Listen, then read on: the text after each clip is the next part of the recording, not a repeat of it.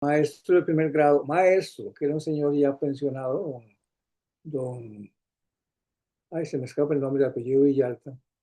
Ellos me enseñaron como anécdota, mi profesor, ¿cómo se llama? Me jalaba las orejas porque yo soy zurdo y él tenía que enseñarme a cómo se llama, a escribir con la derecha. Mi mamá me enseñó a escribir antes de ingresar a primer grado y eso pues ahí lo tengo grabado como una de las cosas más importantes de mi vida infantil.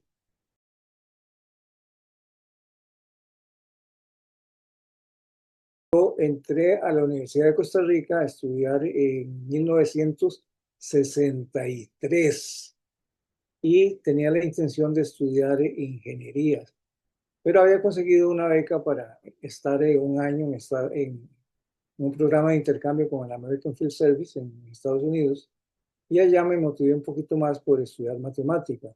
Así que a mi regreso quise estudiar matemática, pero en ese momento no solo no existía la escuela de matemáticas ni la carrera de matemáticas. Por tanto, busqué alguna opción y junto con otros amigos me fui a estudiar a España, a Barcelona. Ahí estudié matemáticas y posteriormente bueno, regresé a Costa Rica, presenté la tesis de licenciatura, fue la primera tesis de licenciatura en matemáticas de la historia de la Universidad de Costa Rica, eso me tiene muy orgulloso. Conseguí una beca para ir a estudiar a Alemania, a hacer la maestría en la Universidad de Münster y posteriormente conseguí otra beca, ambas de la Universidad de Costa Rica, para estudiar, para hacer el doctorado, el cual hice en la Universidad de Carleton, en Ottawa, Canadá. Eso en cuanto a mi formación académica. Toda mi carrera fue en matemática pura.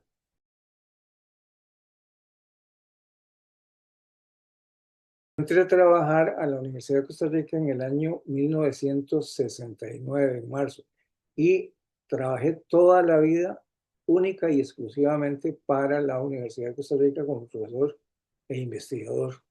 Eh, Así que mi experiencia laboral es exclusivamente con la Universidad de Costa Rica. Eso sí, en diferentes puestos, tanto como profesor toda la vida y a través de los años fui ocupando diferentes puestos de dirección académica.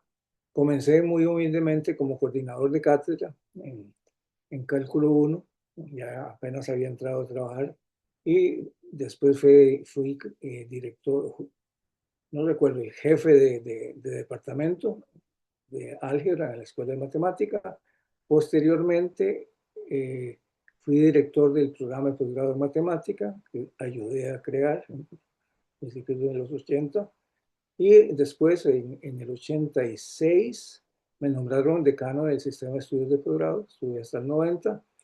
En el 92 me eligieron para ser decano de la Facultad de Ciencias y en el 96 eh, fui electo para ocupar una plaza en el Consejo Universitario como miembro del Consejo y tuve el gran honor de ser el director del Consejo en el año 97.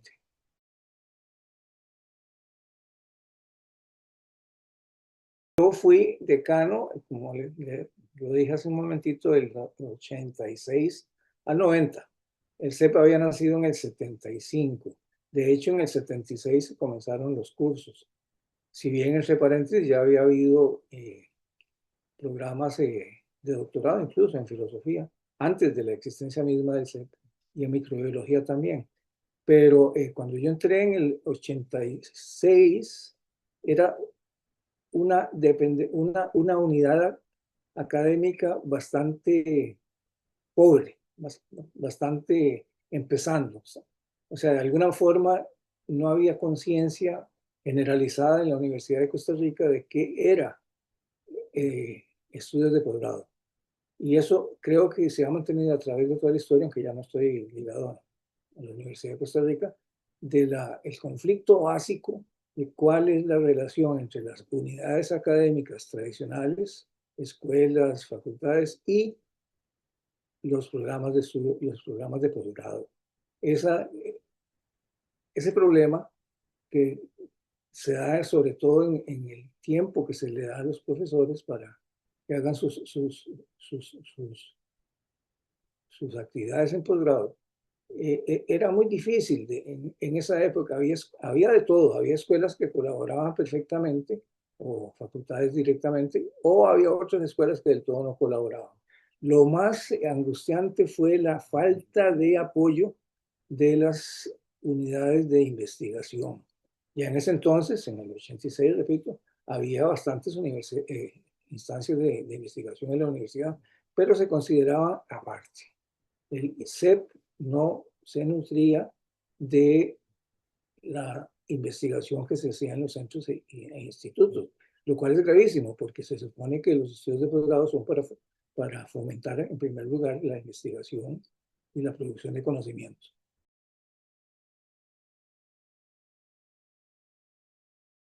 Yo me considero una persona honesta, trabajadora y responsable. Como anécdota, yo cuando tuve que dar cursos muy temprano, a las 7 de la mañana, a las 8 de la mañana, incluso a las 7, hasta empecé a trabajar. A las 7 en punto, ahí estaba yo y comenzaba el curso a dar las clases con la cantidad de estudiantes que hubiera. Rápidamente los muchachos entendían que las clases eran a las 7 y que llegaban y eso es muy importante, la responsabilidad de cumplir con las obligaciones de uno como profesor y que los estudiantes a su vez cumplan con sus obligaciones. Esta actitud mía la cumplí en todas mis diferentes actividades porque es bien sabido, y usted lo sabe también, que los puestos de dirección acarrean participación en otros órganos, por ejemplo, en consejos de área, consejos de esto, del otro, de aquí y allá. Así que, por ejemplo, como decano del CEP, yo formaba parte del consejo, formé parte del consejo de investigación en los 4 años que fui decano, e incluso después, como decano de la Facultad de Ciencias, también continué formando parte del consejo de investigación. Siempre cumplí eso. O sea, si tenía alguna tarea que se me asignaba o yo quería colaborar, la cumplía. Y esto es uno de los grandes cualidades creo que tengo. Ya lo expresé antes. De alguna forma, la honestidad, la responsabilidad, el cumplir con las tareas que le encomiendan a uno. Y honestamente creo que sí lo cumplí.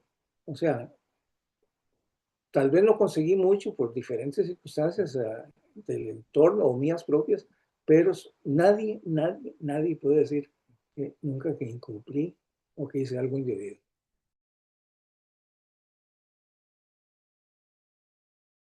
Creo que uno de los legados míos fue el haber insistido mucho en la normativa. Sin normativa, hablo de normativa universitaria, desde luego, en la Universidad de Costa Rica, no caminan las cosas. Y cuando entré al CEP, y eso es anécdota, muy pocos programas de posgrado tenían reglamento. O sea, funcionaban como hacia la buena de Dios. Entonces, no fui yo el que impuso el que hubiera reglamento, sino que, y esto es importantísimo, fue el Consejo del CEP, por iniciativa mía, yo presenté la iniciativa de que se cumpliera con que cada programa tuviese sus reglamentos. Y viera usted qué curioso, la respuesta fue magnífica prácticamente de todos los involucrados. Me refiero sobre todo a los directores de los programas que tenían un enorme compromiso con la universidad. E indudablemente, pues eso ayudó muchísimo a que se hiciera ese gran avance y la gente lo agradece. Como anécdota curiosa para las nuevas generaciones, y lo acabo de leer hoy en ¿cómo se llama? En un artículo que leí, está la discusión a nivel mundial sobre si la separación de los decimales es con punto o con coma. Hoy en día se tomó la decisión a nivel mundial de que se puede hacer con punto o con coma. En mi época como decano, única y exclusivamente se permitía la coma. Así trabajábamos en Costa Rica. Sin embargo, había muchas personas, sobre todo estudiantes, que no cumplían con esa norma. Entonces yo fui bastante riguroso en que las tesis se hiciesen de acuerdo a las normas establecidas. la coma. Entonces, eso ya los muchachos sabían. Al final, en los últimos tiempos, las últimas tesis, ya no había problemas de, de, de punto decimal, habían desaparecido. Hoy en día está otra vez el punto decimal usándose en todo lado, pero lo malo es que se confunde el punto y la coma. Si usted coge cualquier periódico, coge cualquier programa de televisión, verá que hacen una confusión enorme entre ambos conceptos. En este caso, yo tuve la oportunidad, gracias a mis funciones y a que estudié pues, en varios países, como ya dije antes, en España, en Alemania, en Canadá, y estando en Europa, pues uno tiene la oportunidad de conocer muchos países, así que viajé bastante y disfruté muchísimo conociendo diferentes culturas, algunos de ellos me fascinan al día de hoy, como la cultura italiana, la alemana también me gusta muchísimo, pero ya a mi edad, junto con mi señora, decidimos que ya no viajamos. Se volvió bastante incómodo para los adultos mayores el estar subiéndose y bajándose de los aviones, así que decidimos que ya no viajamos al extranjero. En el país sí, Costa Rica es tan bonito que uno tiene la oportunidad al alcance de la mano para ir a diferentes lugares y disfrutar la campiña, todo lo que tenemos tan bello. En cuanto a actividad, yo sigo activo en varias cosas. Me gusta mucho la, los idiomas. Soy aficionado a la lingüística, de modo que ahí me paso estudiando diferentes aspectos, diferentes... Tengo facilidad para los idiomas y en los últimos tiempos he dedicado bastante tiempo a profundizar en la lengua madre de las lenguas nuestras, el latín. Y en eso me entretengo. Estoy abierto, siempre, toda la vida he estado abierto a nuevas inquietudes. Uno que se aparece algo que me llame la atención, algo. Hoy en día es tan fácil, se mete uno a la computadora o al iPad o lo que tenga a mano y, y busca. Y entonces ahí se entretiene mucho porque no hay la presión de que hay que obtener un resultado y publicarlo. No, no, no, ya el mundo académico quedó fuera. Entonces lo hace uno por satisfacción personal y para compartir con los amigos de uno, con los conocidos, lo que uno va adquiriendo de conocimientos.